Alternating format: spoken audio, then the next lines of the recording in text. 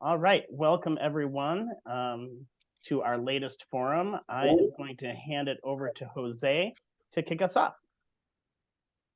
All right, thanks, Steve. Welcome everyone to our sixth forum meeting. We were working on the discussions we had at the last meeting and got some updates for you. I'll let Elizabeth go over that and let go over the agenda just to discuss our meeting goals, the outstanding policy issues that Elizabeth's going to go over, hopefully have a good group discussion, and then get into our next steps. So I can turn it over to Elizabeth. Sure thing. Thanks, Jose. Thanks everybody for being here. So this is our sixth meeting about middle housing, and I so appreciate you hanging in for the end as we're really fine-tuning the last few pencils in the box. So our goal today is really to get those pencils all sharpened up to refine these policy issues and get some clear direction to council. So of the 5 or so issues we talked about last month, we'll just kind of briefly go through, as laid out in the memo, the direction that we heard and what we are recommending based on what we heard and some further review that we and county staff were able to do.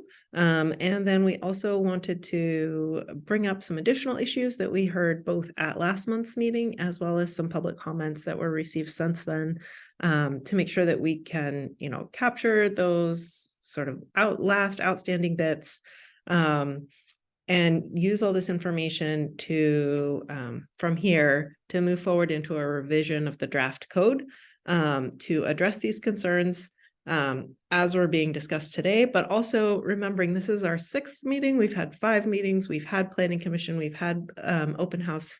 And so we really do want to balance the input and the process that we've had to date. So, I was thinking this is less about, another bite at the apple so much as just polishing up that apple, so that we get it right before we bring it back in, I don't know, like a seasonal apple pie or something for council.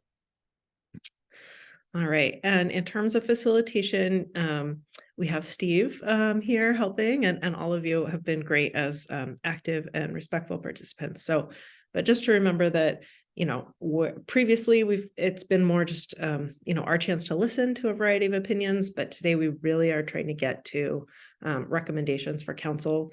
And if there are different perspectives, that's fine. The more detail that we can discuss here and share, then we can frame that for council in terms of these are the 3, 1, 2, 3 different perspectives, really important considerations that we heard during the process for you, council, to consider. But ideally, we'd love to come out of this meeting with a direction on those code revisions that all the stakeholders can support, or at least not object to. Because I think that we've definitely heard from council that, bringing them something with broad support is really going to help them move forward on adoption. So we want to give them all the tools so that they can feel confident adopting this code or considering it. And as we get into the policy issues, it's a really exciting time to be working on planning for housing. So we have this new resource that has come out just earlier this month. The state has released a model ordinance for cities that are required to permit middle housing that implements HB 1110. This is, a draft, right? Right now it's in a comment phase. If you are interested in this, you have a month until about December 6th to get any comments to the state on their draft. So it could change. And no matter what the final ordinance looks like, it isn't binding for Clark County. HB 1110 does not require the county to comply with these middle housing provisions, but it does really help inform what the best practices are, right? And it is going to be required for Vancouver, Camas, and Washougal are the cities that are on Commerce's list for various reasons. And so because of that, we can imagine that that'll help set the tone and inform what types of projects developers and other folks are considering building. And so if there are ways to be in sync with that, that make it easier to help the whole development community move towards some of these projects, rather than trying to be an outlier, then that can be a useful tool for us to use. If there is a reason to be really specific for Clark County, then we have that opportunity because we're not required to comply with this ordinance. But just for funsies, I'll point out a few places where the model ordinance informs some of our decisions. Elizabeth, Eric has a question. Oh, thanks. Yes, and I can't. Yeah, just a see- quick question. Mhm. Is the presentation, has it been distributed yet? No.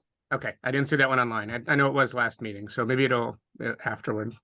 Yes, we Okay. will post it afterwards. Okay.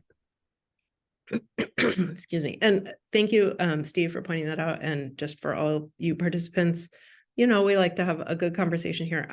The way presenting on my screen, I can't see exactly who's raising your hand. So feel free to jump in at an appropriate point. Or Steve, thank you for helping facilitate. All right, so to start with the 5 issues that we had from last month, hopefully we can run through these pretty quickly and focus instead on some of the outstanding issues. First was detached ADU heights. Heard pretty broad interest and support of increasing the detached ADU height so that it's the same as the existing height limit in the zones, and that means 35 feet, but phrasing it that way makes it more flexible if that height does change. So any questions or clarifications on that one?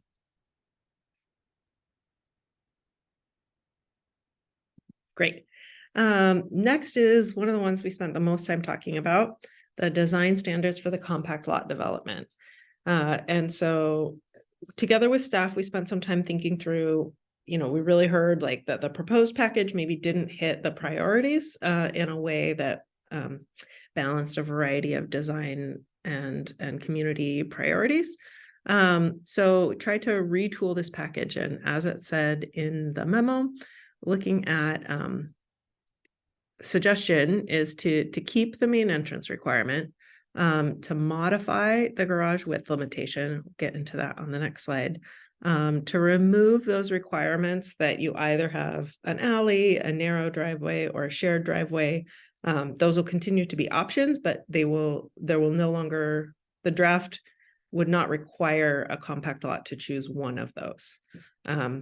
And then also to add some flexibility, looking at decreasing the side yard setbacks for compact lot developments, which was a suggestion from the group, just to have a little more flexibility on these smaller lots and also recognizing the scale of them. So in terms of the garage options, we took another look because we really heard the concerns about this. And so the draft standard that we had been talking about was this 50% of the front facade width could be a garage width. And there was concern that that would limit a 2-car garage on a lot of these compact lots.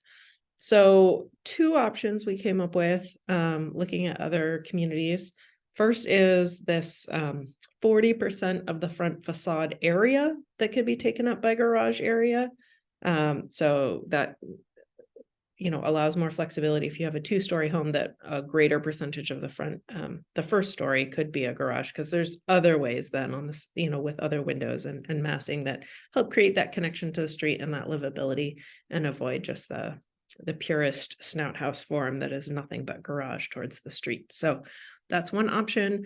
And then the other is, since we last met, the model code, the state model code addresses this very topic. And their recommendation is to allow the width of the garage or the driveway, whichever is bigger, up to 60% of the lot's street frontage, right? Which is a bigger number than the width of the front facade. So it's both an increase to the 60% and an increase, from 50. I know we're all good at math here. And also an increase to of the denominator. So looking at the street frontage. So this is my beautiful illustration here on the right of what that might look like. Not to scale, but just, again, 60% relative to the front. So deep breath. I can leave it here, but just the questions we're looking for is, how do you feel about this package as proposed to create a balance? with these different ideas about garage width and area, could you support one or both of them? Do you have a preference? And there's also a question last time, or a recommendation to add some front facade variety standards. There's a recommendation in your packet, what that could look like. It could be further fine-tuned, of course. We don't have to just copy the City of Vancouver example, but would that help in addition to or in lieu of some of these modifications we're talking about?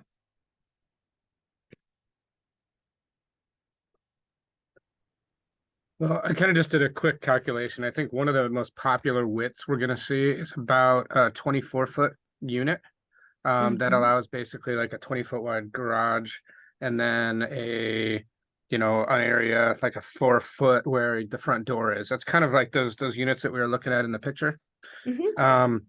With that, if you calculate that, the garage could be 19.2 feet, which, I mean, it depends on what size the garage door is. It's probably like an 18-foot door, so it could work, but it's unnecessarily complicated, but it's definitely better than what we had. But there's nothing else in our code that has standards like that. So it's different. It's new. The front facade, I think, is in other parts of the code, if I recall, but not very frequently. So both are better than what we had before. But part of me is like, is it necessary at all? But Yeah, go ahead. Yeah, I think, well, a standard garage door is 16-foot wide, not 20-foot wide.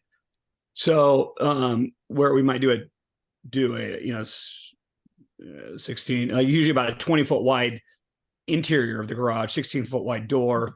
So I thought that 60% would probably have got you the 2-car garage thing, depending on it, because we're not talking about the physical garage size inside. We're talking about really the garage door, Right. which is 16 foot, and actually it's just a shy under after trim and stuff. So I'm not totally, I know there's really strong support for the large 2-car garage in the front. That's not gonna be a hill I'm gonna die on. I mean, it's a popular product. I would like to see the variety action. I mean, like I could totally get behind the 2-car thing, the driveway standards, but just not the same house over and over again. I like some of the, adding some variety, some stuff. I like it when the door is pushed, superior to the garage, but again, that's not, but at a minimum, I would like to see some kind of variety. So we're not building, the same program. So that would be my big thing. Yeah. Thanks, Jack. Any other reactions to what we heard from Eric and Jack? 1 second, Eric. Let's just see if anybody else. Ron, go ahead. Yeah, I think the 60% scenario is workable in almost all situations. I still think there's going to be lots that are going to be opening up here in very small development clusters. You're talking 3, 4, maybe 6 houses where not all the houses are going to have street frontage, and they're not all going to be able to get a 24-foot width. So I think we just need to be prepared for something that isn't just many houses developed directly onto street frontage, and say, does this still meet what our hopeful intent on it? And I think in the case of giving a broad number like 60% of whatever that street width is, puts you in a position of saying you're going to get proportionality. And I think that actually helps towards Jack's consideration that all the houses don't necessarily end up being exactly the same. Thanks, Ron. Yeah. Thanks, Ron. Brian, go ahead. Well, I mean, we've obviously talked about this issue a lot in the past, so I don't want to belabor it. I could live with the compromise being proposed here of the 60%. I prefer we stay where we are, and obviously just don't want to lose sight of the fact that these standards, well, the consumers who want wider garage doors would have their options through thousands of existing homes that are predate these standards, and developers that want to build and to that market also would have options in other zoning districts or other types of development, new development, this wouldn't cover. So that's where I'm at. Thanks, Brian. Brian Mattson. I just wanted to add, I don't really have any strong feelings for or against requiring a garage size, but in terms of reviewing developments, when you're looking for parking, right? The parking would have to be for a 1-car spot. You're going to want 18 feet deep by 9 foot wide. 18 feet reflects your standard front setback, and the 9 foot is the standard width of a parking space for 90-degree pull-in spaces. So that may drive some of that as far as trying to get their parking requirements on each lot. Just wanted to add that. Thanks, Brian. Anybody else? I'm hearing general, like people have their preferences, but it sounds like people are willing to live with what was proposed. Eric, go ahead. I just kind of ran the numbers again. For a 16-foot wide garage, that's a 26-foot wide lot. So I don't think we're going to see too many lots under 26 feet wide. So I think that does work pretty well. One caveat is how these codes tend to get into other sections. And if we start applying that 60% to a townhouse, it changes things a little bit, because townhouses, when they're attached, you don't have that extra lot width. So we just have to make sure that the interpretation, and say we make a change, it's one of those unintended consequences. I know we talked before about, oh, what about, how do we integrate townhouse as an attached product into the compact or narrow lots? And if we have that same standard there, it is not as workable as it is for a detached. So. Yeah, and I hear what you're saying. Once an idea kind of gets into code, there's an idea like, oh, where else could we apply this standard? It's definitely, this would specifically go in the compact lot development standards. It wouldn't go in the narrow lots, and say, and with some caveat that it's just for compact lots. So I think that the current interpretation would be very clear. As far as the future, I guess we all have our jobs to do in the future, right? Eric, you can put this on your life list to keep it contained. Right. All right, Elizabeth, I think we've heard from everyone who wants to chime in on this one. Yeah, just last piece. So what I'm hearing is the 60% of the lot frontage is what I'm hearing in comments is maybe preferred to go with that rather than trying to figure out the front facade area. One other thing here, and I just thought of it. What about pie lots? If you have a pie-shaped lot with a very narrow front, and then it's wider in the back, how do we apply that standard then? This is great for rectangular lots. Or what about flag lots? Yeah, we can think through that. Ron sounded like Ron's comment also was thinking about if you have a lot that isn't on the frontage. So thanks. Elizabeth, do we Yes. want to go back to the variety standard? Jack had commented on that. I don't know if anybody else wanted to comment on that. Yeah, thanks, Susan. Any other thoughts? Is this something we should look to add, make it an option for council, or do not recommend at this time?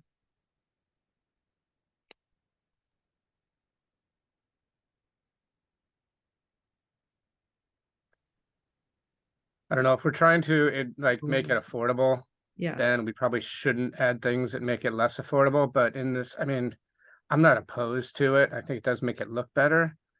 But if we do something like that, it could be very simple. Like the facade should vary from each house. No two houses in a row should have the same exact facade. But you can do it. I mean, most builders that I've looked at, they have like several different kind of options for the plan, and it just changes around some of the roof lines, and it adds a little character that way. Yeah, if I can just jump in here, I would, we can look at the city's model. I think we need something, because we're seeing a lot of subdivisions being built for rent, where we're seeing that they'll never even hit the private marketplace. And so it even changes the metrics a little bit of how you look at that, because because they're just looking for bottom line. And that's really what I want to avoid. So yeah. All right. You guys have, if you go back a slide, was there a slide with kind of the front homes on it? Not that one. I think there was another one, that one right there. Mhm. Okay, so when you look at this, actually all three of those have different front facades. Would that meet, Jack, is that kind of what you're thinking? Each one's slightly different. I would say for me, they're not different enough. They look like the exact same house. Okay, and that's what we're gonna get though. We're gonna get the same, very similar floor plan, and this is what Right. was done in a lot of these developments to keep it affordable. They're the same basic footprint because when you get to a small home, the footprints are almost always the same. So there's not that much you can do. You can change roof lines around. Like the first one there, it has a front little porch. The other one doesn't have a porch. It has a different roof line. One has like a different roof lines, and the next one over has a slightly different floor plan as well with the front window set up and the roof lines. There's only so much you can really do on these small lots that almost have the same footprint. So I don't want to, if we get too much like this here, this is varying it quite a bit actually in a home like this. So if we do too much more than that, it's gonna be difficult to meet. No, I would say, look, at a minimum, right? So at a minimum, something like that. Yeah, that would be my, yeah. So some provision for variety within the code would be ideal for me. But yeah. Okay, Hey, well, thank you. So next one, this is more of a clarification, talking about the narrow driveway standards. So this is the piece about, whether the current standard for all residential driveways is a 12-foot minimum, and creating this additional option that it could be as narrow as 10 feet for a quote narrow driveway. So we're just proposing to add some more language that makes it clear that this is optional. It has never been required for narrow lots, and as discussed in the previous item, it's no longer being proposed as one of the required options for compact lots. So any further questions on this one?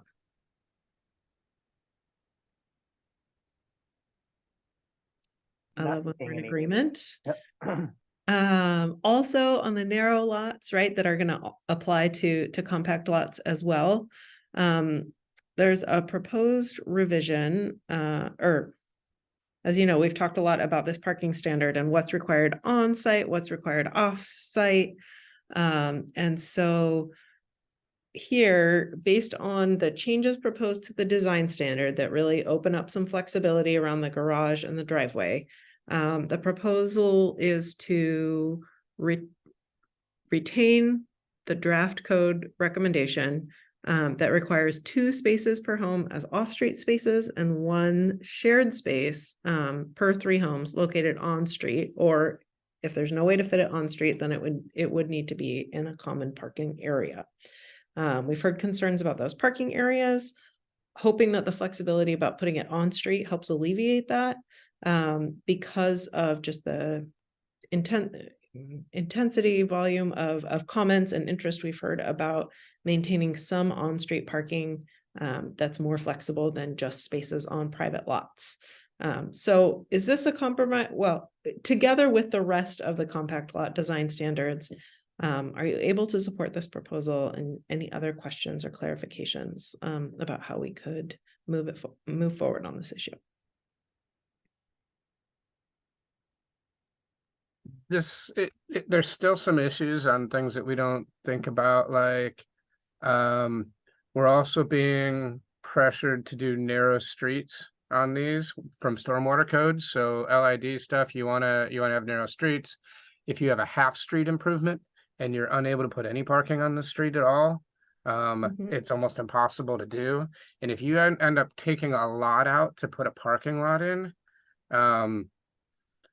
it significantly changes the whole perform of the project, and you lose a lot, and you have to spread that cost out because the construction cost is even higher now per lot. So I don't know. We had it before. We had 2.5 spaces per home in the narrow parking standards. If I don't know that that's not working, I mean, and it's better than what there used to be, I would suggest we just keep what we have now. And the street, it can be on street, it can be on lot, it can be in a separate tract, but it's flexible now. So David next, and then Phil. Good afternoon. I had some thoughts about the driveway width. You're talking about going down to a 10-foot.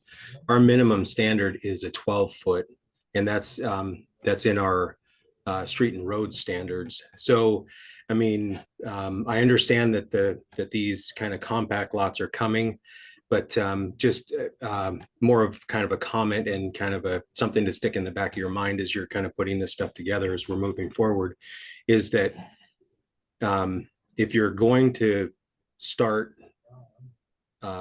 identifying widths of driveways or roadways that are associated with these types of lots, please keep in mind that we want to have continuity between the sections of our code. So if you develop a compact lot code, you're going to have to make sure that the street and road standards match it as well, so that we're not in conflict and you're not having to do road mods every 2 seconds because you want to do a compact lot and minimize or reduce the width of the driveway. So just some thoughts on that one. Thank you. Yeah, thanks. Thank you, Phil. I agree with Eric. I think my only additional comment is it just strikes me that, you know, we just got out of the design standards section. I know we're in lot parking standards. It seems like on the small lot code, we're proposing to regulate parking off of lots. And then in this code, we're proposing to regulate parking to provide more offsite. It just seems like a little bit of a mismatch to me. So I would stick with what we have rather than requiring more parking. If we want more parking, to me, there shouldn't be anything wrong with being able to park in a double car garage or park on the lot in front of the house. So. Thanks, Phil. Anyone else have thoughts on this or want to support what Eric or Phil suggested? Yeah, I would agree. If Eric and Phil probably have the most expertise in this and the parking stuff, I would put my weight behind their opinion. If 2.5 is working right now, I would keep it, and then let them design in. Ultimately, they want parking. They're not going to you're not going to develop a subdivision that nobody can park in, because that creates other issues for them. So. Thanks, Jack. Okay, let's talk about, I guess I just want to say maybe last comment. So I'm hearing a lot of comments this direction. I know that it's keeping in balance the sum total of what we've heard on this issue, not just today, but over the course of this project. It's interesting that sort of the emerging thought today is that the existing standard is working, because I don't feel that that's what we've heard earlier in the project. And so maybe we need to go back and sort of review what those concerns were, if those are still valid. I might be misremembering them. So maybe just hold on to the idea that we need to clearly convey the direction from this group today, but also see if there's any other perspectives that we want to share with council for them to make a final decision on this. Brian's got his hand raised. Mm-hmm. Oh, well, I raised it actually just before Elizabeth started talking. I was going to say something like that. I just wanting to go back to some of the original thinking on 2.5. It's always felt like a large number to me. I don't have the development experience, I think, of some of the other folks here. But I think it's wise to look at, the sort of the totality of what we've talked about on this issue. Thanks.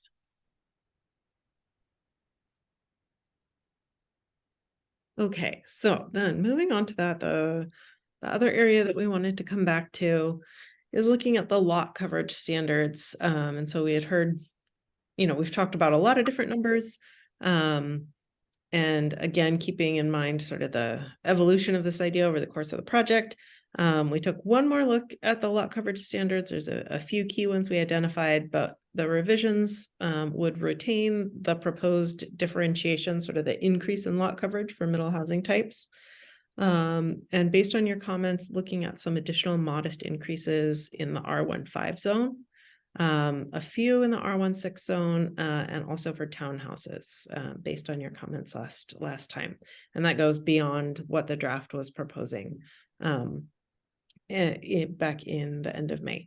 And together, they exceed what's a flat 50% right now. And also, just for additional data point, the state model ordinance is only recommending a flat 50% as well. So we've really added a lot more flexibility and differentiation in this proposed code. So before I ask if you can support this proposal, let me show you what we're talking about. So in yellow, I highlighted the changes. Well, you see the strikeout and underline are some changes to this in the initial drafts that we've already talked about. And then the yellow highlights additional changes since our previous meeting to respond to some of the questions about, could we get to, 62, 65% for some of these detached and 70% for these townhouse lots.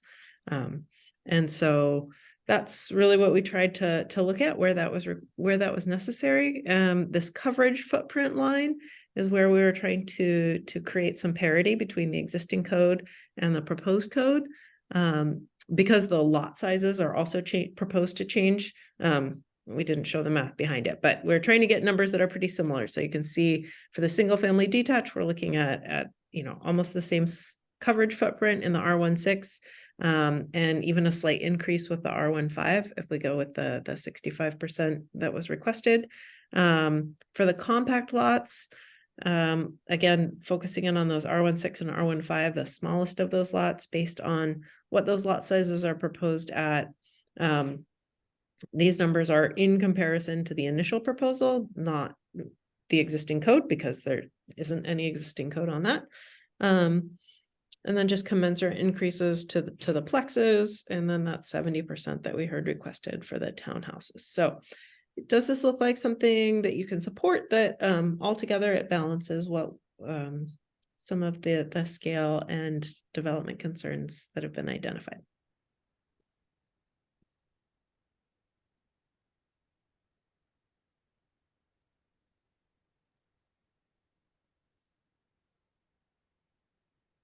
Yeah, go ahead. Yeah, I can support this. I think it's a good, I think we've made progress there. So I would not have an objection to this. People can just give a thumbs up or thumbs down as well, or we'll assume your silence means that you're good with it. No concerns, right? Looks like we're good, Elizabeth. Well, hold on, sorry, just a second. Is the proposal, so I'm looking at, I thought I heard you say you're proposing no changes. What is the proposal here? Is it the underlying stuff? Yeah, Is that thanks, what we're Phil. proposing? Yeah, no, I was trying to track multiple changes in these. So the strikeout and underline is from the current code compared to what the May 31st draft code allowed. And then the additional underline with yellow shading indicates a further revision from that May 31st draft based on our discussion last month. So the ones in yellow are the changes since last month specifically. Great. It doesn't look like we went backwards anywhere. Did we? We were trying to go forwards. Yeah. Awesome. Yeah.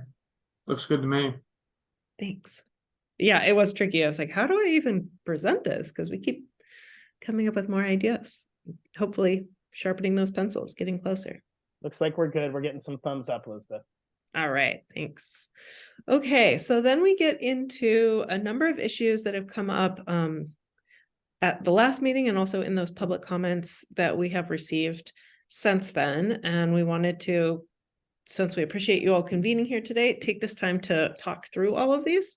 And, you know, again, we'll just follow the order from the memo, which when I went back to look at it, I was like, oh, I could have grouped these by housing type. So it's kind of a ping pong ball here, but let's start. So first one, we all know we've talked about this possibly since the beginning of this project, the cottage area. And so every time I say this, something else comes up, but the latest and greatest that I've heard from the county is that this proposed revision to change from 1,600 square feet of gross floor area is being proposed to change to total floor area that explicitly excludes garage area, and that these are currently included in the draft biannual code amendments that are headed to Planning Commission in January. That is the latest I have. Any questions, clarification, either from county staff or from our forum participants? Eric, go ahead. Yeah, so from what I heard, there's one clarification. It is not currently proposed with the biannual codes. And it's not in the January draft. It would have to be like a year, it'd have to be next year. So the recommendation that was discussed kind of at DEEB, and a recommendation was made to the board to do it with this process. It doesn't make sense to pull one code section out of the new code that we're doing. We're revamping the entire thing. Why would we not put that in this draft? It doesn't make any sense to do it as a separate process. We could do each one of these as a separate process. It gives one more, this should be looked at holistically, and it is not currently in the biannual codes. So it is not something that has been referenced or is part of it at all in any of the materials that have been circulated. And I think a recommendation was made to include it in this process or in both if necessary, but I think I know we keep ping-ponging back and forth. I think that the update is clear. So I'm going to call on Jose or someone else at the county to give us your latest and greatest. Elizabeth, if I may, this is Oliver. Please. And others may correct me if I'm wrong. The proposed list of biannual was presented to the council at a work session, and this item was included, and the council provided direction to community development staff to include it in the biannual code update. And that biannual code update is slated to go to the Planning Commission in January. That is the latest. And I don't believe, and Eric, you can ask April or Brent to provide you the list of what the council approved at their work session. That's the only thing I will provide. I don't know how I can tell you now that even if we were to go to council, I don't know when in January, we're not going to hear this proposed code this year. So it will likely be next year before this materials goes back to council.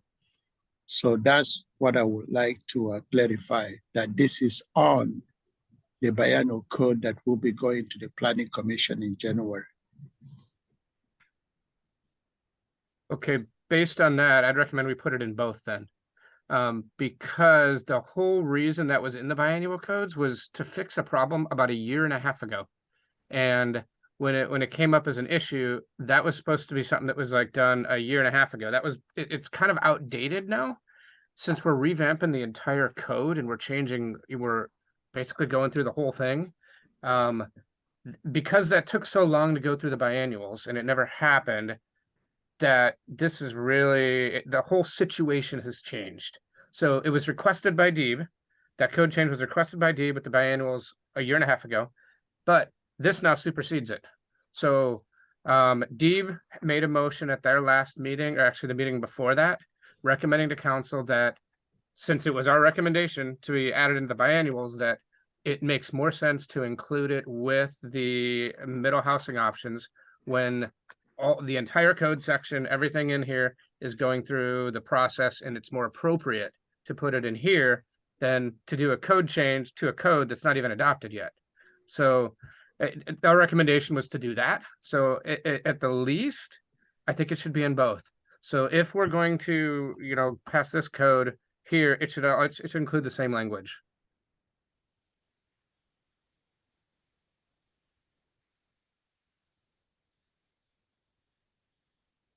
It sounds like we have a clear direction. It's just a question of, or in terms of outcome, it's just a question of the most logical and expedient pathway. Jose, did you want to say something?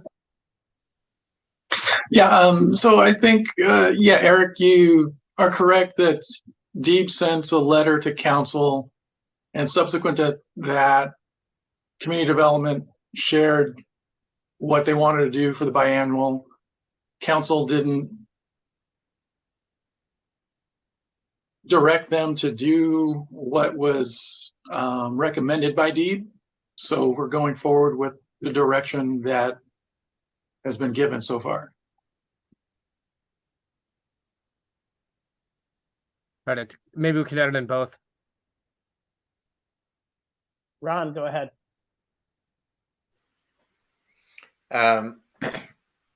Jose's answer really muddied the water for me. I don't really clearly understand now where we are on the whole agenda, but I do know that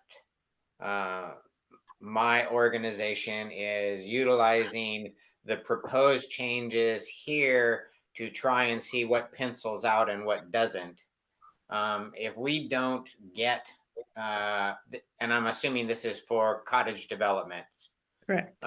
If we don't get the improvements that we have been discussing for 6 meetings or so, it's going to be very difficult for some of those projects to pencil out, and we'll just table them and go someplace else.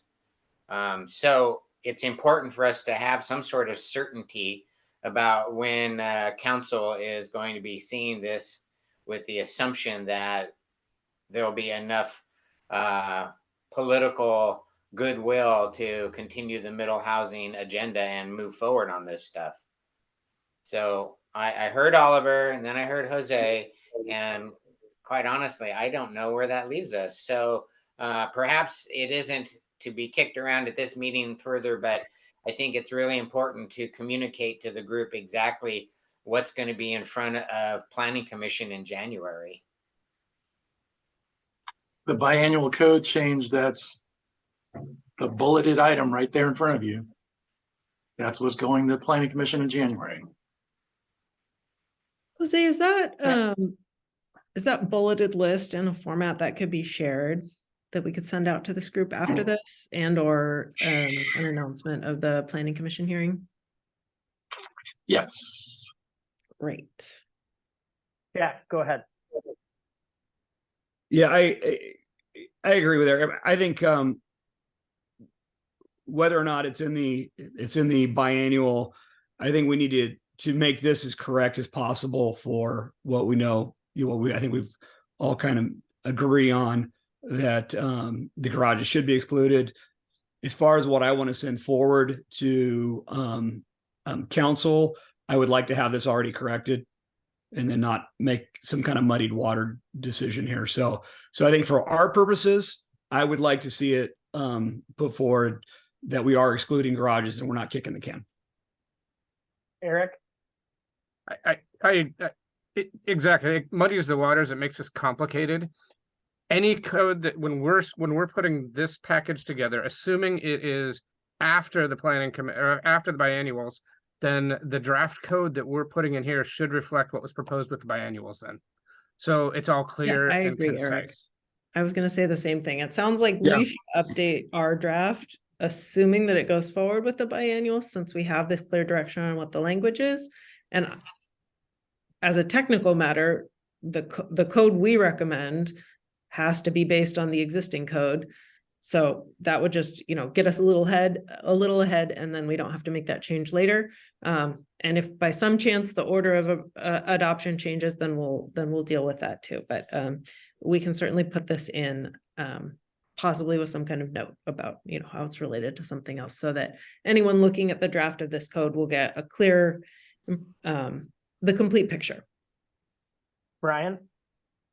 Oh, just to add, I mean, procedurally, I'm sympathetic to some of the arguments that it should be discussed in this context of middle housing. I don't, though. I think, just want to be clear there, I don't think there's unanimity here among this group in that I wouldn't support a blanket exclusion of the entire garage. These cottages are supposed to be small, and essentially that part of at least when we went through the process with our public process in our community, part of the sort of implicit deal was saying, yes, you can double your density, but these are going to be smaller units with fewer people in them and fewer car trips. And so I think that calls for some level of balance. I don't know if we struck it exactly right. We allow 200 square feet of the garage to not be counted. So I guess I worry about an unlimited allowance. You're going to get some blurring of garage and living spaces, and you're just going to get some bigger houses that don't seem in keeping, at least to me, with the density bonus idea. So open to some level of count of you know, some amount of not counting the garage, but not necessarily all of it. Thanks, Brian. Thanks, man. Sorry. Anybody else? All right. Oh, Jack? Oh, yeah, I was just going to say, just along the lines of what Brian was saying, I'm just envisioning a 2-car garage, not a massive shop attached to, attached to a 1,600 square foot structure. But I mean, so if that was the compromise needed, I mean, again, I don't think that's going to be happening in a cottage scenario anyways. But, if you needed to be, no greater than 450 square feet of garage space or something like that, a standard 2-car garage, it wouldn't, kill me. But I think it's just best to exclude the garage, because I just don't see it as like you're going to have people building larger than that anyways.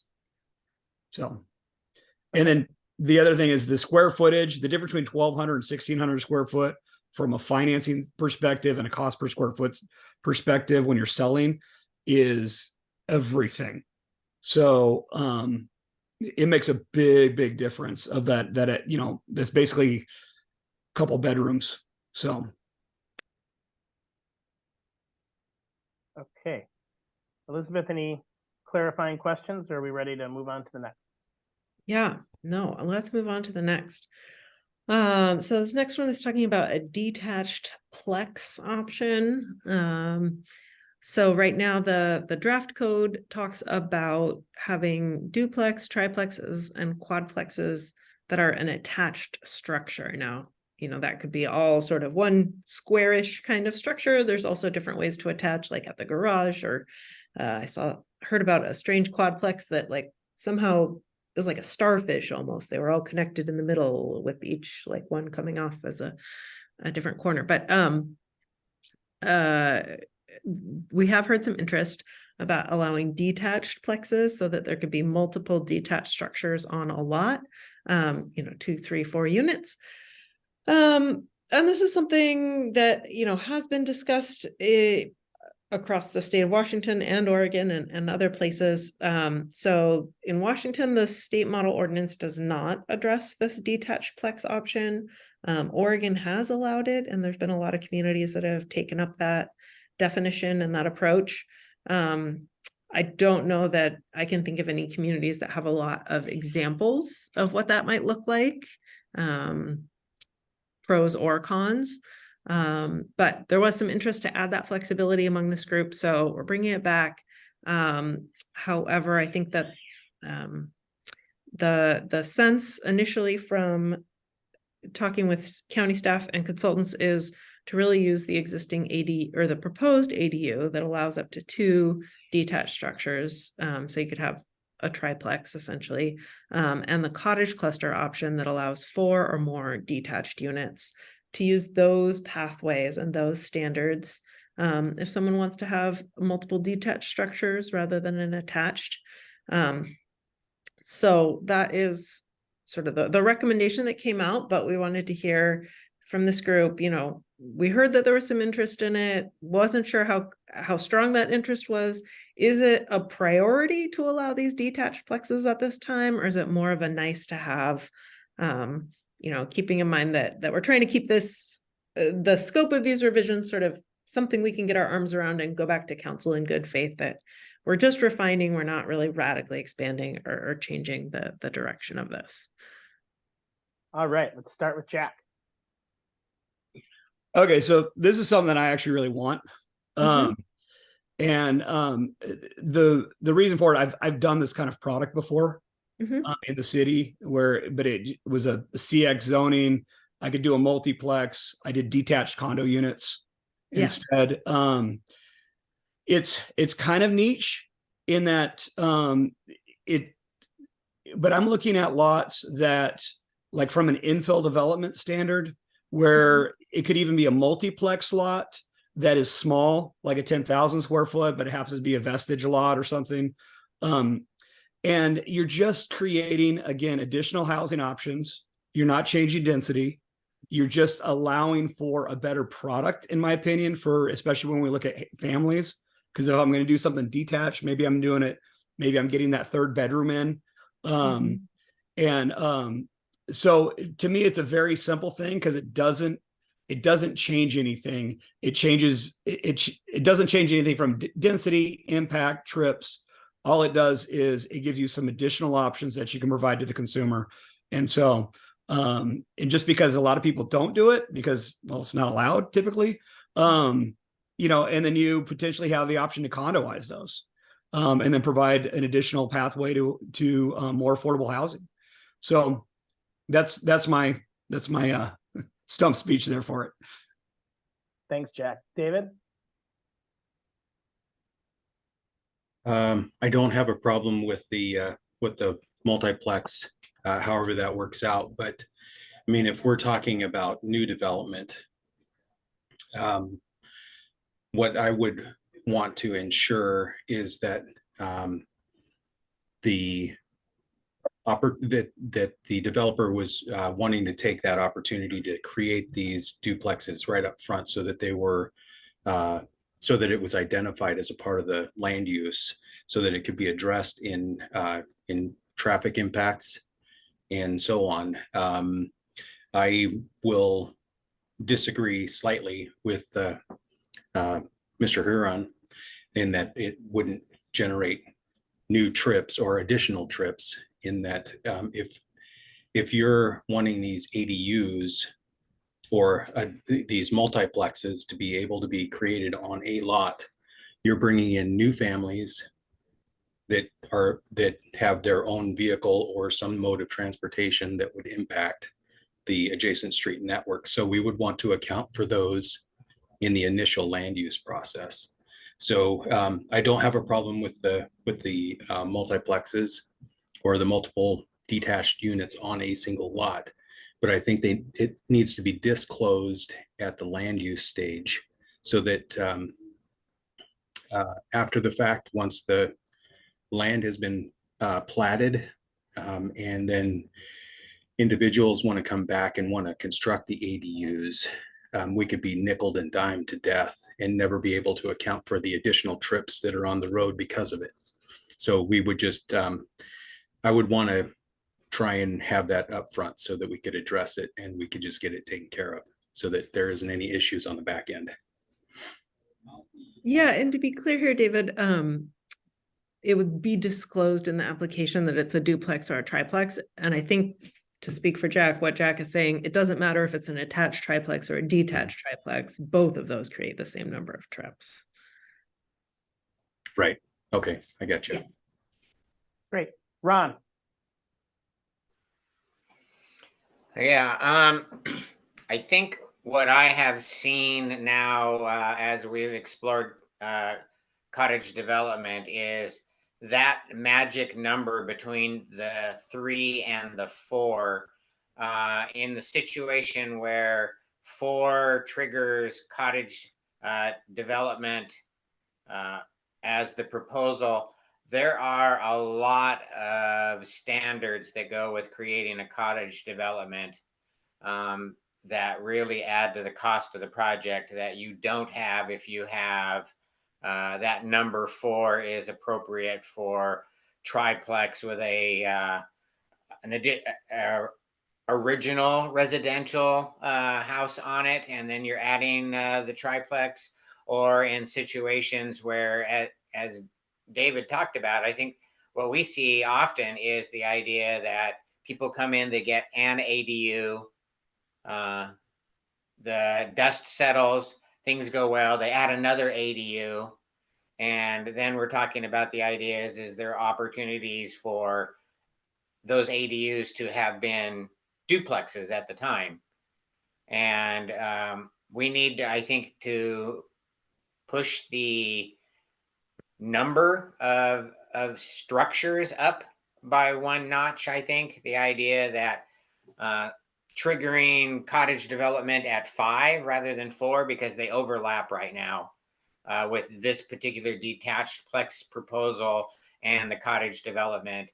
And the county is always going to push you to apply cottage development standards.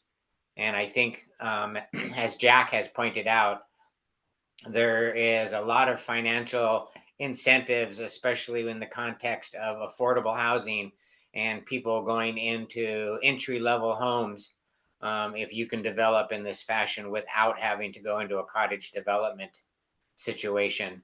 So I would like to see us do this. I think it is a great priority with the number of places that this is approachable and will pencil out are not going to be that many, but it feels like it would be a real shame if we didn't have the ability to take advantage of it where it is appropriate. Great, thanks, Ron. Anyone else? Thoughts on what's been said or thoughts on this topic?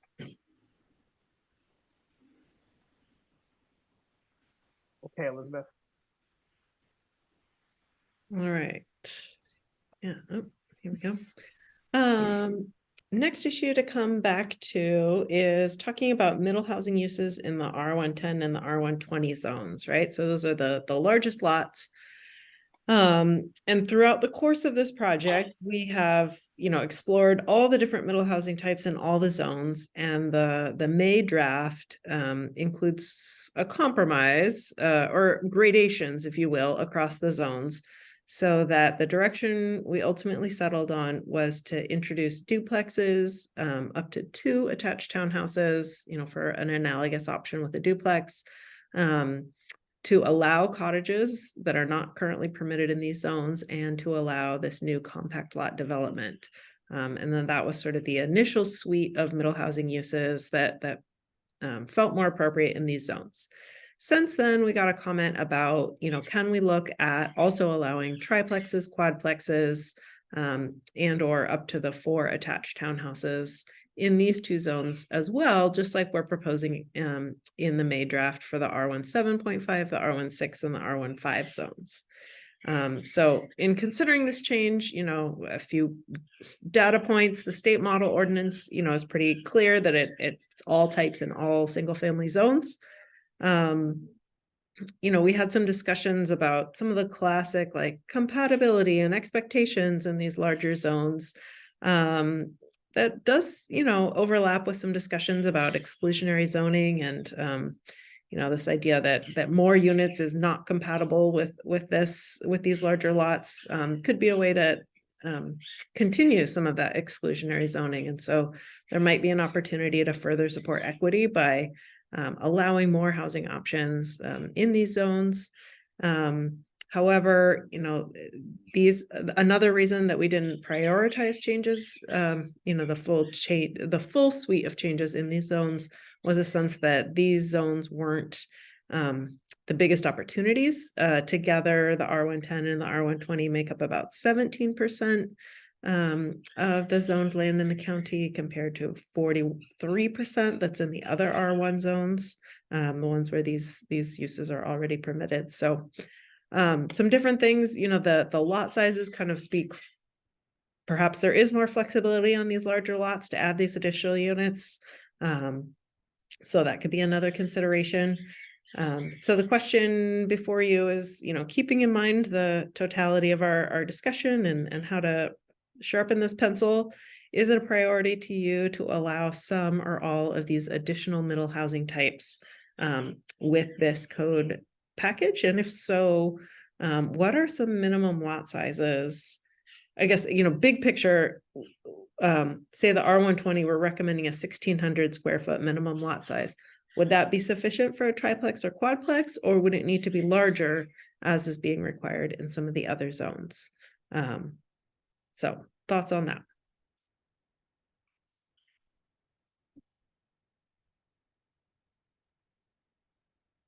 It's a lot of dog toy squeaking in the background. Yeah. Here. I apologize.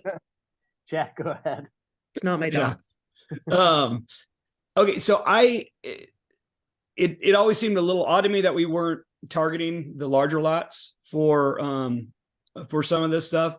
I tend to lead on on the state standard. I mean,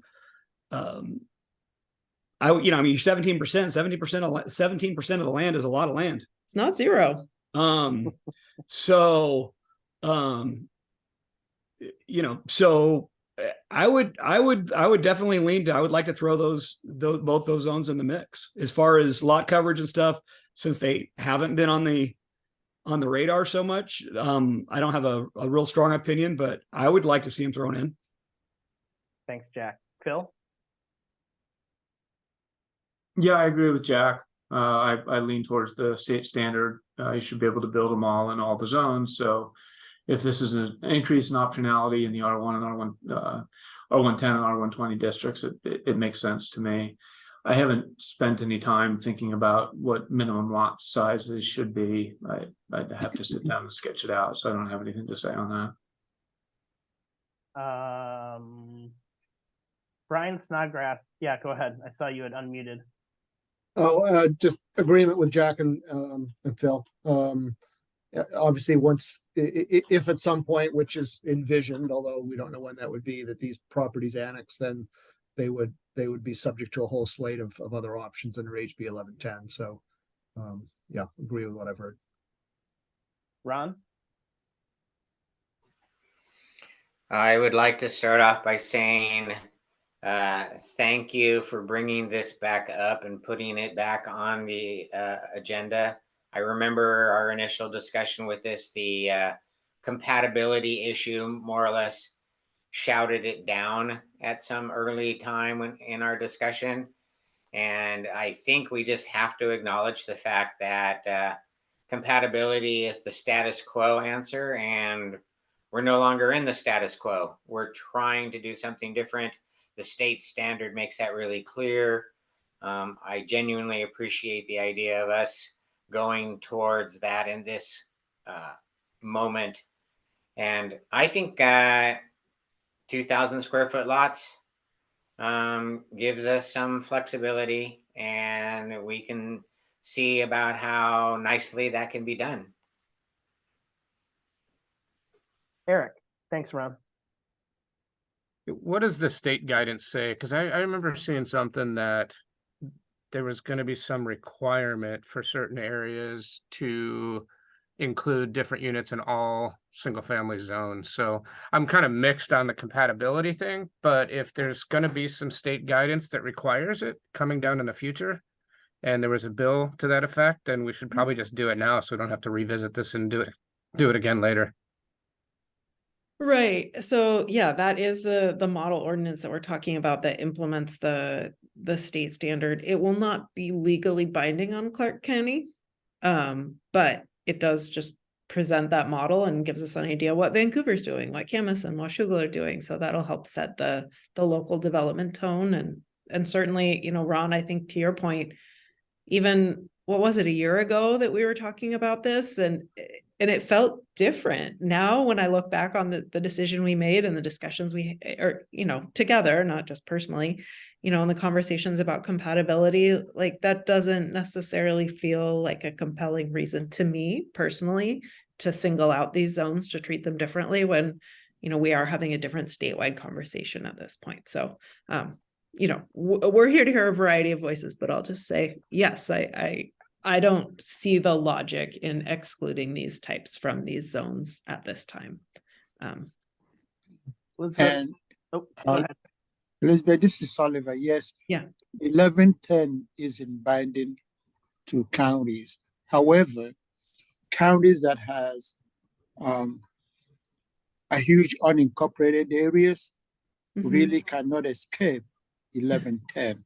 Just want to mention that it's better that we are doing it now, because I think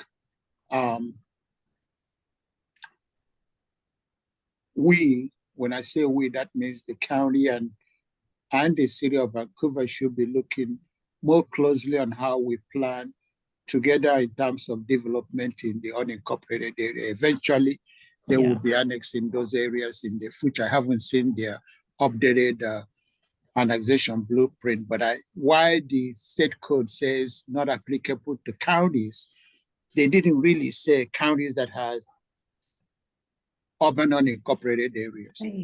Right. Yep. So just want to. Yeah, Thanks. great. Elizabeth, it sounds like we have general consensus here, but would it be helpful if people do have some thoughts about minimum lot sizes, if they pass those along to Susan or Jose? Yeah, that would be great. And, certainly as we're working on thinking what those might be, maybe that's also just a follow-up email to this group. Yeah, I didn't come prepared with specific proposals on that because I wanted to, start on the concept. So based on that direction, we can start thinking of things. If any of you all have ideas, please send them to Susan or Jose, and we'll also send out, whatever as we develop this, if we have questions or if we have a concept that we want to share, we'll keep you involved. All right, we are moving well through these issues today. Great work. Next one has to do with the level of review required for these triplexes and quadplexes. So the proposed May code, rather than having a type 2 site plan review requirement, the proposal is to move triplexes and quadplexes into a type 1 site plan review. We understand that site plan review is separate from and is not concurrent with building permit review. So this does add some additional time to these uses. What we've heard from our county staff is that these plexes can trigger frontage or other public works improvements, and that those really are best reviewed through site plan review. And so that was the direction that we got about why it was important to continue this type 1 site plan review. Although perhaps, there could be, you can see I alluded to, if there's a strong recommendation from this group about what the next step could be beyond this package of code, we'd love to hear some direction and carry that forward as well. But this is what we're hearing. Questions, clarification? Phil, go ahead. I don't want to spend a bunch of the group's time on this, but it just seems, as a practical matter, it seems like requiring sequential type 1 applications to build a tri or quadplex is overly burdensome. I mean, it's a type 1 review for site plan, then a type 1 review. I mean, essentially you're asking the applicant to come in. It's going to be the same submittal, just twice in a row. It's going to be a plot plan and everything else. So I don't know how much time, how much of the group's time it's worth, but it does seem overly burdensome and procedural to me, more so than it needs to be. Thanks, Phil. Eric, and then Jack. Yeah, I agree with Phil, and it should be done with building permit. And it's one of those things that if it has to go through a full site plan review, and it sounds like a type 1, it should go through the same process that it would if you're building one home on it. It's basically, it should be similar. Now, when you get into a multifamily project and you're over the plex numbers, then you go through a full site plan review, or probably a type 2. But it's a costly process. So if we're having to submit a site plan application with all the requirements of a site plan application, it's going to put a lot of these projects as not feasible. What makes these projects feasible is not having to go through all those planning processes and build it like a single family home. So this is one of probably the single most, one of the best things we can do to try to make it affordable and lower that cost. If the cost of a type 1 or a site plan review is $60,000, that's going right into the cost of that house. And that a cost of, say, if you add up all the costs on a type 2 site plan review, you're probably at about close to $100,000 of all the pieces that go into it. I'm not sure about a type 1 and what the county, how they're defining a type 1, but it could make a lot of these projects not affordable anymore. Yeah, go ahead. Yeah, I agree. When we talk about, too much regulation or too many steps, it needs to be viewed, in my opinion, just like a single family. It's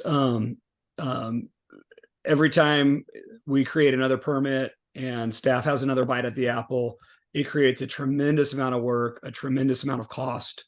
And if the goal is to actually increase cycle times, reduce, staff load, reduce cost to the houses, this is an easy low-hanging fruit to correct. So Thanks. Brian Mattson. So I get it. I understand Eric and Jack's sentiment, and I understand the cost. And the cost is high for the type 1 site plan review. But from staff's point of view anyway, or at least from my point of view, and I'm probably stealing some of David Jardine's thunder because he's not coming in yet because I'm going before him. But let's just say you have a 6-lot short plat, and each of those lots are sized large enough to have a quadplex on it. When you approved the 6-lot short plat, you did a traffic study for 6 lots, 6 single-family development, or 6 single-family homes. Now you have 24, townhome or multifamily units that you're doing the trips for. So was concurrency done correctly? Did it grasp the full build out of a potential subdivision or short plat? There's also, and David can probably speak to this more intelligently than I can, but it's my understanding that sometimes the amount of trips or residences on a road can increase its width requirements, that type of thing, that the type of road it is. That could change with mini lots converting to quads. If you don't want the type 1 site plan review, I still think there should be maybe a different process to capture this. One last thing that I wanted to add is, let's say Clark Regional Wastewater says, hey, we got a 6-inch line out here and you can tie 6 lots into it. Now we have 24 units that they want to tie into this line that's already in the street. Are they okay with adding the extra homes to the capacity of the sewer system? Just some thoughts from staff as far as what we want to try to avoid by going through the extra site plan review. David, did you still have something, or do you just concur with Brian? Yeah, when it comes to trips, that's one of my main concerns is not accounting for the full build out of the site, so that we can adequately ensure that the infrastructure, the road infrastructure, is sufficient to support the development impacts. So I'm all for streamlining for sure, but we need to be able to account for the all of the impacts that are created. Thank you. Phil, go ahead. Just 2 quick comments. One is I think Brian's example was great. I think it's exactly what we're trying to do with these code changes, that instead of 6 large single-family homes, we're getting 24 homes that could potentially house working families. That's what we're trying to accomplish. Procedurally, I don't know that anyone's, well, I may differ from Jack and Eric on this. I mean, procedurally, I think you can still get to the site plan review requirements to assure that you've got adequate and safe access, that sewer capacity is sufficient. I guess what I'm saying is that you shouldn't have to run a sequential process with two separate type 1 applications. What I'm saying is it should just be one application, one procedure, one set of timelines. David, go ahead. I'm sorry, I just wanted to add one thing here. So as we're looking at single family dwelling units, a lot of times when they come in for a building permit, they do not trigger the need for any kind of frontage improvements. So if you have a standalone lot, now you're wanting to build a triplex on it. Once you already have a single family dwelling, if we move forward with some of these code modifications that will allow multifamily units or duplexes or triplexes to be added to the lot. When we look at the trip increase because of those things, one of the things that we'll look at in the street and road standards is, how much you're increasing the ADT by, or the PM peak hour. And basically what that does is that helps us determine whether or not frontage improvements are required. So to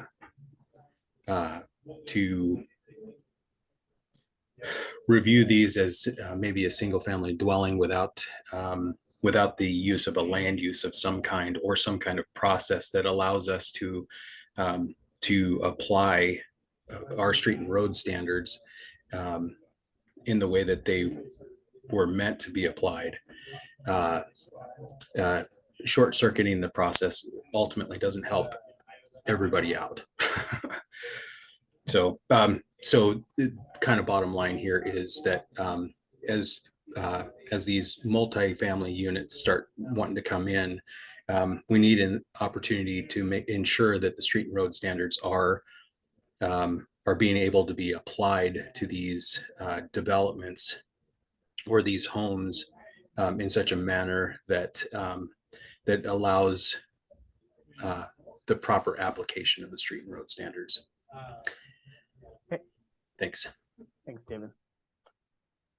Elizabeth, just when you said we were cruising through things, we got one. I know. And here, I mean, since we're doing pretty well on time, maybe I could just take a minute to throw out a few pieces and maybe a potential concept that, goes beyond what's in the memo, if anybody's ready for a different idea. So what I'm hearing is it's really about making sure that what's planned for development, that there's no processes being skipped.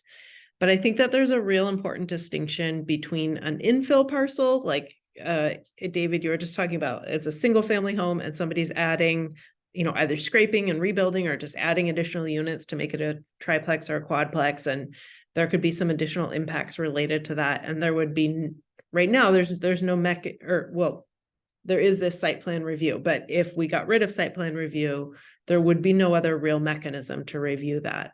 However, I'm also hearing this, Brian's example of, well, what if you had this short plat and you're thinking of it as 3 single family lots, but then they come in as quadplexes, regardless, to Phil's point about which is the quote unquote better outcome, which is fascinating. I agree. We're looking for more variety with this overall project. But what if there were a way with that short lot or that subdivision, if the goal is just to make sure that these things get covered and sort of brought to light, what if you could come in for that 6-lot short plat and declare up front, I'm doing all of these as quadplexes, please review them all as quadplexes so that it's, the trips and the frontage improvements and the road widths for 24 units could be accounted for through that process that already needs to be done, so that there isn't then the separate site plan review tied to each quadplex. Is that something at all that, do those seem like the issues that we're dealing with? Is that something we could even explore tying together either here or as a future recommendation?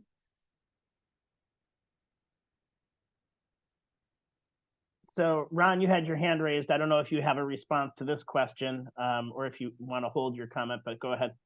Well, I think it's all part of the same thing. What I see being presented is the development community asking for efficiency and concurrence and Mhm. concurrent activity going on.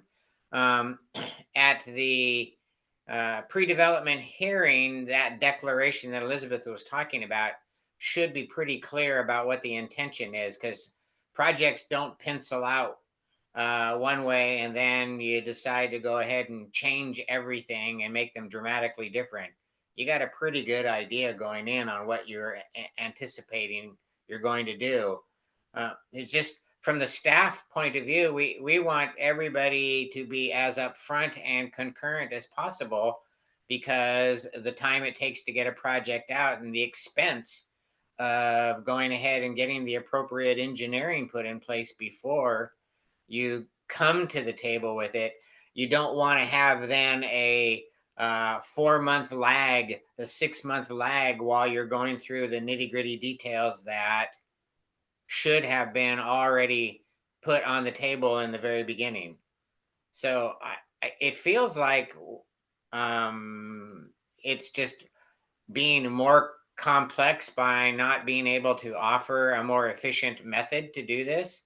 Mhm. The site plan review should be a known quantity as early as when you're putting in your initial proposal. They should have a clear understanding about what the proposed impact is going to be, and not wait until it flows down a series of desks and goes into a whole series of backlogs and finally churns out onto somebody's desk that hasn't even seen it before. That is counter to what I think we're trying to do to save money. Thanks, Thanks, Ron. Ron. Phil, let's go to Phil next, and then I thought Brian had his hand raised. Go ahead, Phil. Just a quick comment in response to Elizabeth, and this could be a much longer conversation, but my Great. short answer to your concept is I'd be hesitant to go down that path, simply because, land divisions can last forever. Building and planning codes change, and what happens is I can see a process where if we declare up front what we're proposing to do with a lot in a land division, that's going to end up being recorded on a plat, which ends up in the real property records in perpetuity. And when policies change and perspectives on housing change and all that change over time, you've got this legacy document that's stuck in the property records and essentially becomes regulatory, and someone's going to have to come in through a brand new land use process if they ever want to build something different. So I hear that. again, it's a long conversation, but I would Yeah. hesitate to go down the path. Okay. Thanks, Phil. Brian, Mattson, did you have No. something you wanted to say? I think Ron and Phil just now added more to what I was going to say anyway. Okay, then Jack, and then I don't know if we'll have a resolution, but Yep. should probably get moving on. No, I was just gonna say, just from an infill perspective, you basically wind up very likely capping everything on a duplex versus triplex or quadplex. And if it's just a matter of, I've done this in the city multiple times, where we're looking at doing infill lots, and one of the, we have to look at the sewer line size and make sure we can get sewer there, make sure that, we have water there. And, sometimes you might be looking at upgrading the sewer main if that's what's needed for a project in downtown Vancouver. So, asking some basic questions about, well, is the sewer department, can we have capacity? Those are, I think, appropriate and responsible questions. But I don't think that needs to create a whole separate site, type 1 site to answer some of those questions. Especially regarding the infill stuff. So, yep. All right, Eric, and then we need to keep moving. Yeah, just, I guess, more of a clarification. Are we saying, like, for a triplex, it would have to go to a pre-app and then a full application and basically follow a separate process similar to a larger development? Type ones don't have a pre-app. Okay. The Could middle it be little done ones. with building permit then? I mean, can it just be done? Can you do some type of a site plan review concurrent with the building permit process?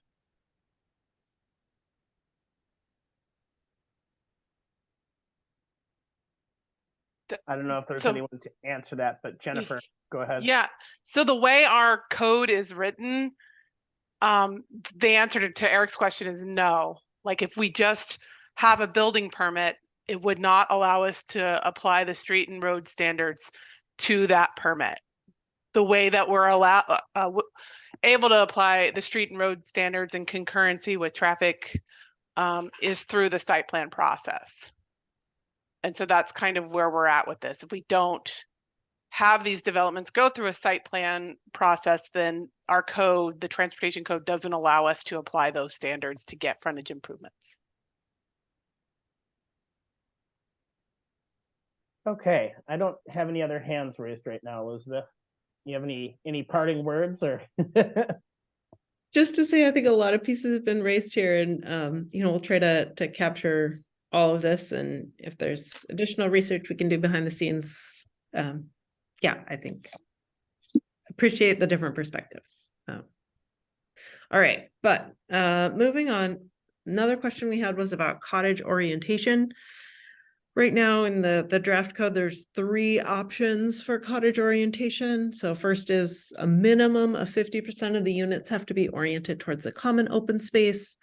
And then there's also these 2 options that cottages near the street can orient towards the street, but are not required to, and all others must orient towards a common pathway. And heard some concern that, maybe reading these 3 together, if there was a strict interpretation, that maybe the first 2 might get interpreted to require 2 main entrances, that if you're sort of near the street, but also facing the common open space, you could be required to do 2 main entrances. And so the option that we came up with is, that's not the intent to require the 2 separate. And so just to add a clarification, collapse these into 2 instead of 3 subsections, so that either cottages face the common open space and meet that 50%, or they face the street or pathway.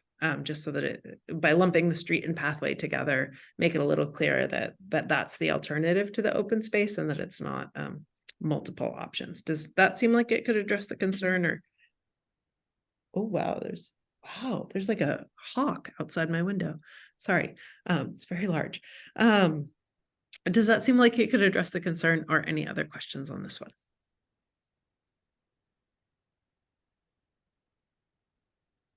Ron?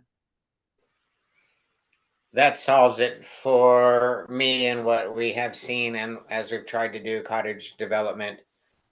Basically, as I read that, I could have all of them oriented towards a common pathway and be just fine. Well, you can have them all oriented towards the common open space. If they can't all be oriented towards the common pathway, because 50% of them have to be towards the open space. Okay, so I guess that puts us back into that same dilemma then, in the idea of where it may make sense to put parking and where it may make sense to put the common open space does not put us in an orientation where you can get footprint on a particular parcel and have that do both. So either I'm having to string out a lot more parking than I necessarily want, or my common space is some very irregular concoction to meet this criteria, and it's not really good usable common space. It's just designated as common space. So I would really just like the flexibility that says the common space and the pathway are a requirement, but not necessarily putting even a number on which has to be what. Elizabeth, were you going to say something, or should I go on to the next person? Let's keep hearing the perspectives. I guess I would just, one thing, appreciate all this feedback and refinement. but that this minimum 50% oriented towards the common open space, you know, has been a key component of retooling these cottage standards. This idea that, you know, we've seen some cottage developments that really stretch the imagination and really look more, we're trying to create the compact lot development option if there's more homes that are facing a street. And that really these cottages are getting redefined as your, you know, homes clustered around an open space. And so, you know, that's what this option is about. And so at this point, we're really trying to just clarify how to word this so that it's clear that it's the 50% and the other 50% have these two other options. All right, Brian Matson. So, Elizabeth, you just said what I was going to say, so very good on you. I'm hoping that the compact developments will be used in the long, narrow parent parcels, right? Where you'll get a big stacked line of cottages, but they're not really arranged around a common open space. They just have a common open space strip that runs behind them. I don't think that's the real intent of cottage development. But I'm hoping that the compact lot development option will take over for those shaped properties, which would be better, I think. That's all. Eric. I think we are going to see a lot more of the compact lots than we do the cottages, because I don't know if the cottages are going to be cost effective with these additional kind of orientation requirements, or just the way they're going to appraise, and that they're probably going to be more condos and owner occupied. They're going to be a little more difficult to do with this type of orientation. You almost can't do lots unless you have that lot tied to some type of a street frontage. And then orientation is kind of unique. It's kind of different.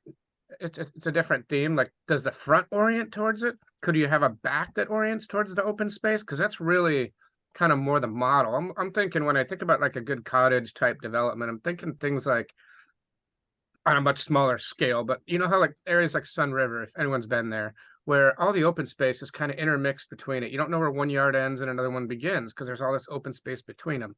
Now take that and shrink it down to cottages. Those developments still have kind of a front entrance, and then the back opens up to a common open space. I don't think we want to do and add any requirements that prohibit that type of development, because I think that's what we really would like to see. And we still have, there's still a need for automobile parking. And if you orient it towards the parking, a pathway or the open space, there's really not a way to do any kind of automobile storage parking. I mean, we're going to have requirements for electric cars that can't be really charged that easily off-site. They need to be against the house. So I don't know. I think it's overly restrictive, and I think it actually prohibits what we really want to accomplish in a real cottage orientation. I think we've seen these kind of cottage that narrow, or the compact lots shoved into the cottage code because that's where the demand was and that's what the parcel size was. But with that other option, we'll see more of those, but we don't want to make this one overly restrictive where we can't do true cottages. And I think what we're proposing here does that. I don't think we need 50% minimum on the open space. I think they should be oriented towards the open space, or the rears towards the open space, or a street or pathway without the 50%. Jack, go ahead. Yeah, just real quick, I'll agree with Eric. I think these are those kind of the unintended consequences of you put this into the code, and then all of a sudden you won't see any of this developed.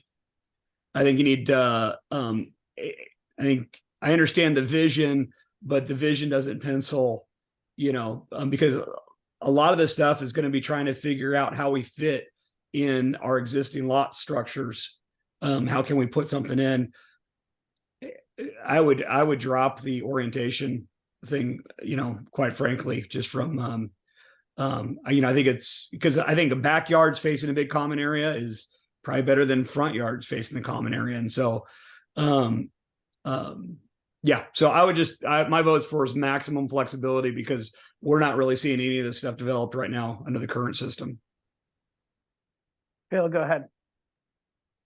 I agree with Eric and Jack, and I wanted to just bring one other point.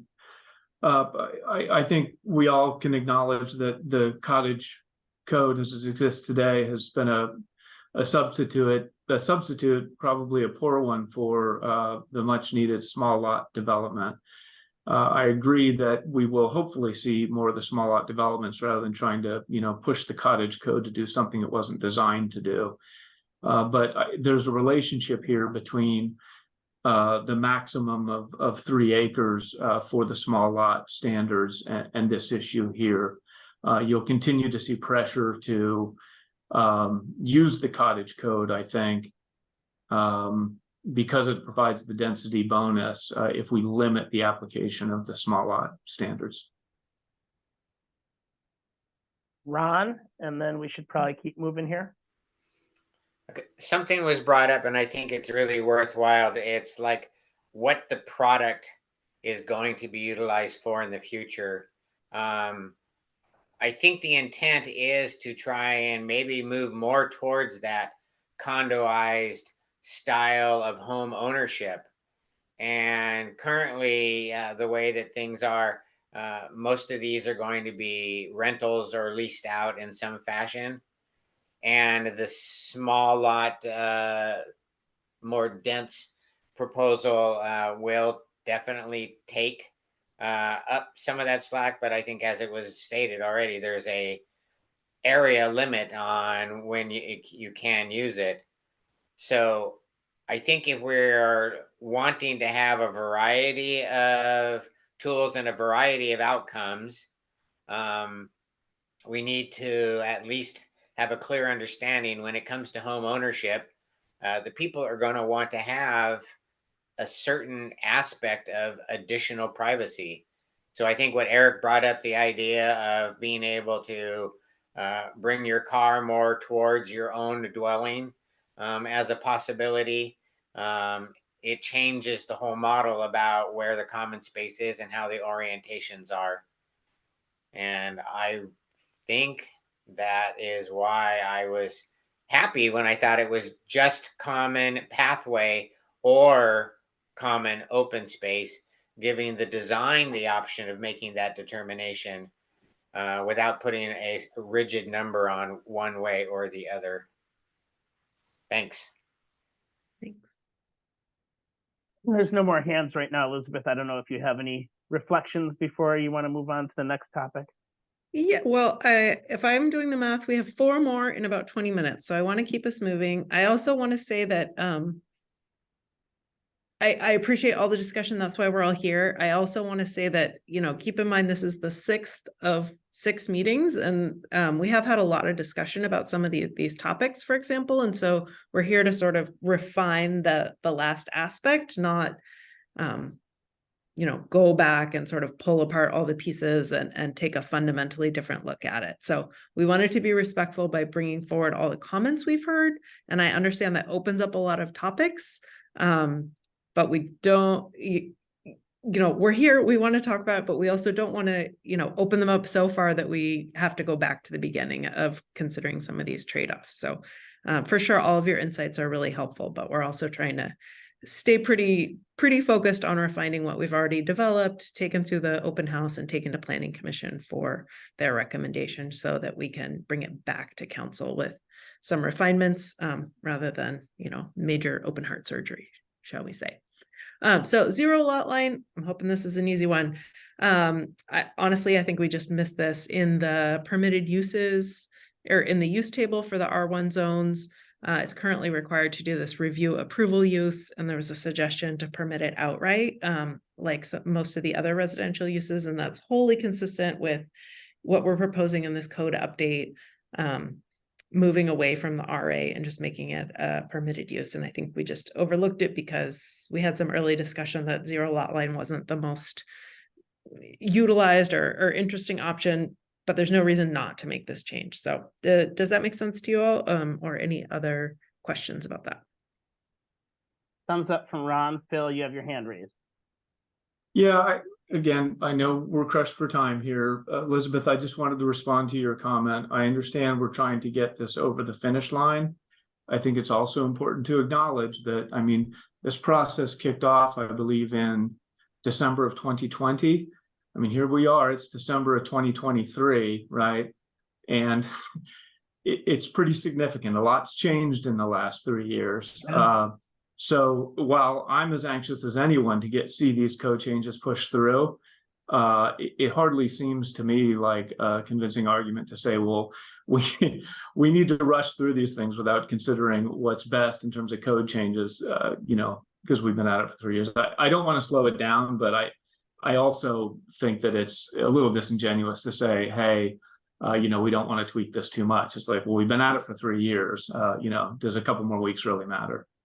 I'm probably the only one who thinks that, but Phil, I think it's fair to say that a lot of people beyond this group have participated in the process, and we also want to honor everyone's comments throughout the process.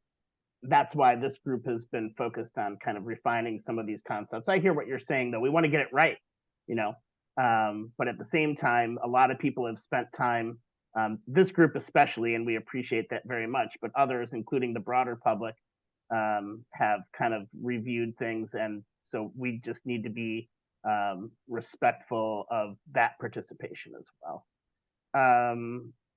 Yeah, and I'll just say it's not about saving a couple weeks. For Yeah. sure, we should take a couple weeks and get this.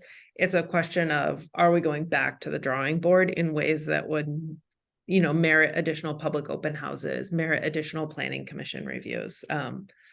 So, and that's not to, like, if it's of critical importance, then that's something we can continue to explore. But I think, we got pretty clear direction from council that there were a few issues they wanted us to refine.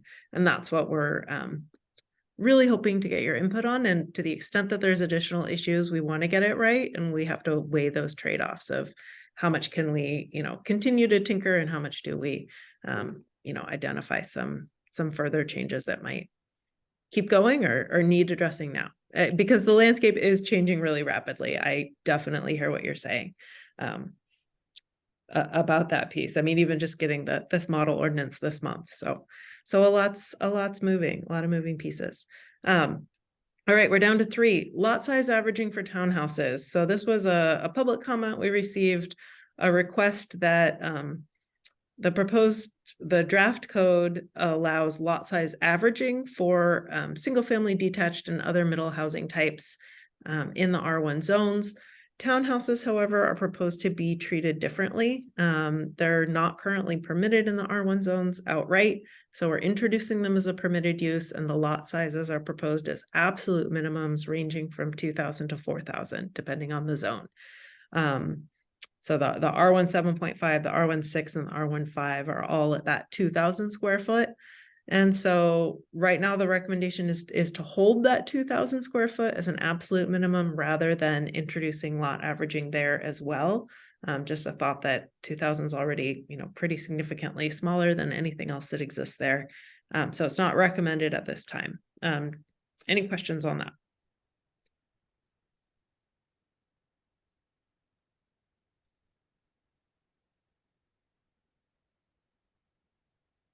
Not seeing any. Okay, maybe this is the one you're all saving your comments for in our 13 minutes. So we have spent considerable time developing this compact development concept. And I think, we've heard about how important it is to have these small lots and trying to balance, what it means to allow this, but also keep it targeted so that it isn't simply every lot in the county can now be built at twice the density that it already can be. And so the focus that is in the draft code is that compact lot developments would be permitted on lots 3 net acres or smaller. And so the intent was really all along talking about this to look at smaller infill parcels. We did some mapping. I'll just switch slides real quick to show that there's about 3,000 acres that are zoned all across the county in these smaller parcels. So about 3,000 acres that are parcels less than 5 acres, and 2/3, so almost 2,000 acres that are in parcels less than 2.5 acres. And so I think we rounded that up to 3, and then made a further refinement to allow that to be 3 net acres rather than gross acres in case there's critical areas on site. So we did receive a public comment to waive and eliminate this maximum site size. But in terms of the options here, the recommendation is really to maintain that 3 net acre size, to keep this targeted as it's always been discussed through the course of this project, and avoid really kind of this stealth rezone of the entire county. So any questions or clarifications or other things that you think that we should consider in responding to this request? Jack. Yeah, just a clarification on when we talk about net acres. So you have a 10-acre parcel, you have 3.5 acres of actual usable space, but maybe a 1/2 acre of that is going to be needed to be used for like your storm retention ponds, things like that. Would that then be included in net acreage or not? Are we talking about actual developable? Because some of those things can become pretty critical on what's considered net and not. And then, I mean, Eric could talk to that a lot better than I can, but yeah, so that'd be my clarification question. Thanks. So Jack, just the way that densities currently count, this is Brian Matson, by the way, the way densities currently count, minimum density, you take out the roads and then say stormwater, and I think like landscaping can also be taken out for minimum. Maximum density, you just take out the roads, and that's how you get your net for your density in the urban area. Did that make sense? Well, this is, yeah, I hear what you're saying, Brian, but this is more about just figuring out that acreage because we're not calculating a density per se here. And I apologize. Oh, I got you. I'm following you now. Gotcha. So never mind. Is that net acres exclusive of roads, stormwater, and critical areas, or is it just exclusive of a smaller subset?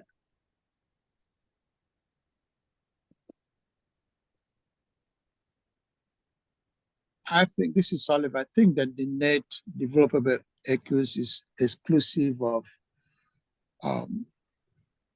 critical areas or any other incumbents that may be attributed to the site. So you get into the net developable acre. That's what we are really talking about, not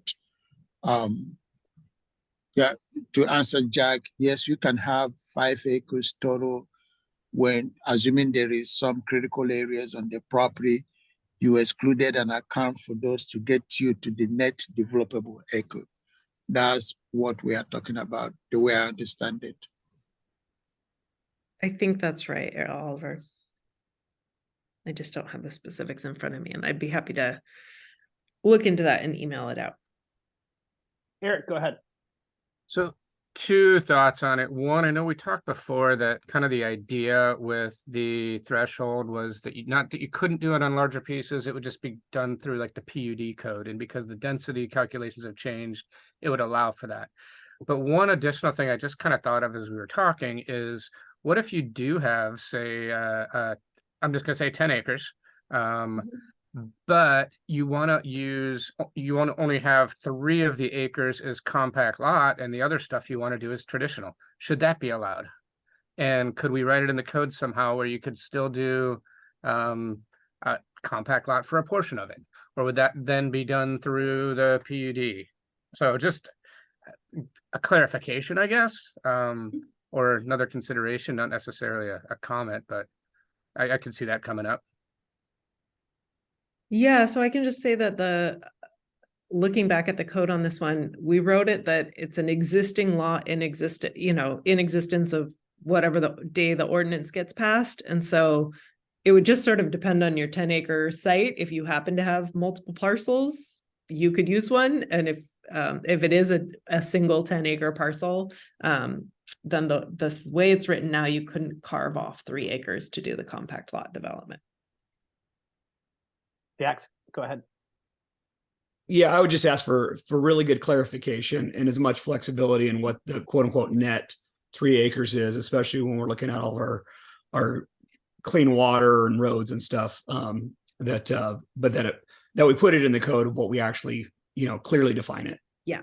And ideally as much flexibility and buildability as possible. Thanks, Jack. Thanks. And I'll work on that clarification. Sorry, I don't have it handy. That's it for hands raised, Elizabeth. Okay, thank you. Just the map that we had there. All right, and then this is our last topic for today.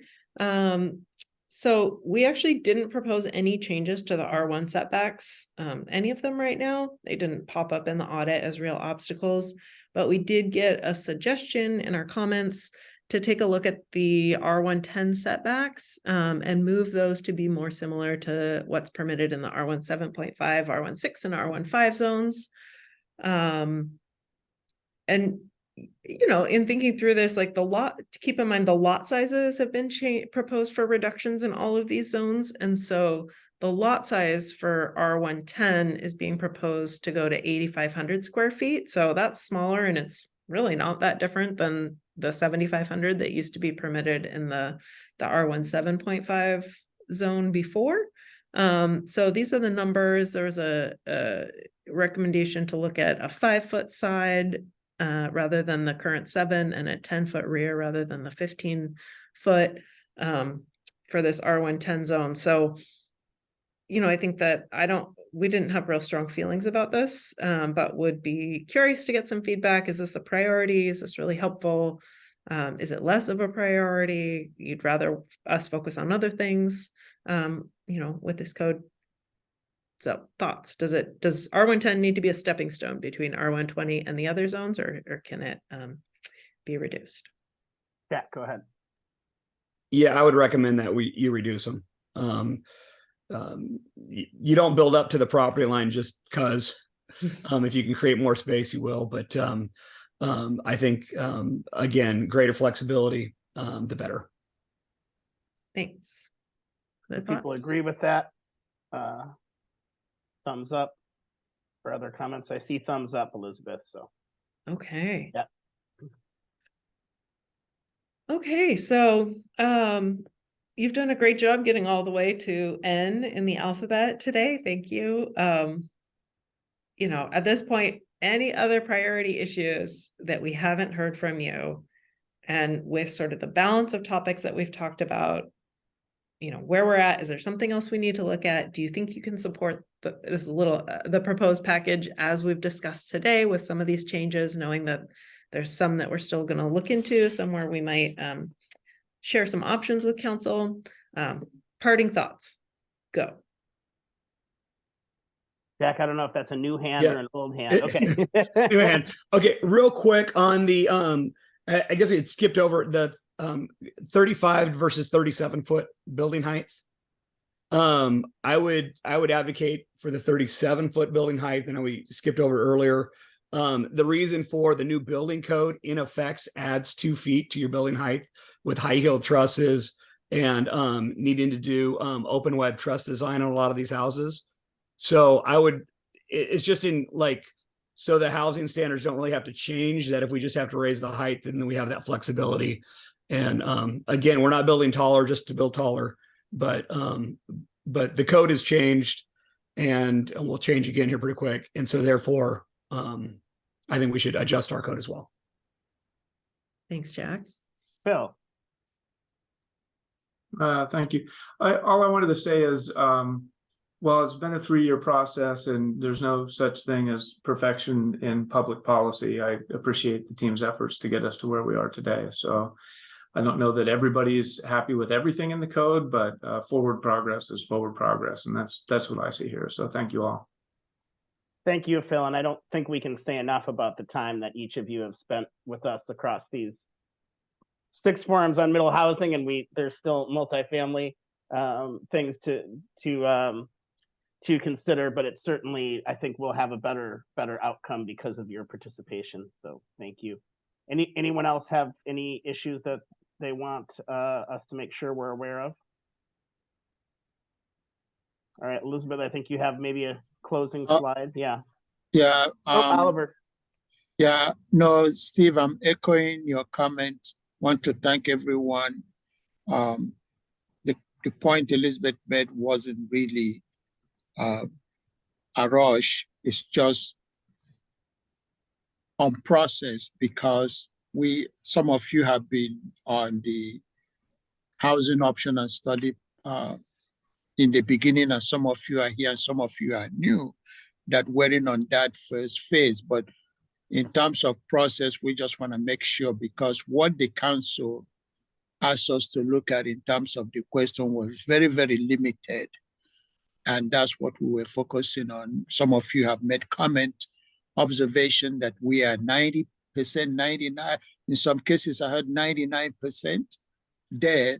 So the comment Elizabeth was making was just, not necessarily rushing it, very limited area, but, I appreciate all your input, and let's focus on the next steps and see where we are, what we need to do next. So I'll turn it over to you, Elizabeth. Thank you. I agree with your observation, Steve. Yeah, thanks, Oliver. Thanks, Steve. So just to say that, our goal is to take this input and create the next draft of code, so that we can bring that back to council and present the refinement to these concepts. We do not yet have a date to get back in front of council. We'll continue to work on that with staff and be sure to, share these upcoming materials as we develop them, and also to give you information about when those next council dates are. And we would certainly welcome your feedback, and, the more we can address any issues before that future hearing, we'd love to continue to be in conversation with you. So with that, thank you so much. I hope we see middle housing all across the county blossoming soon. So thank you. Thanks. Thanks, everyone. Thanks all. Thank you. Thank you.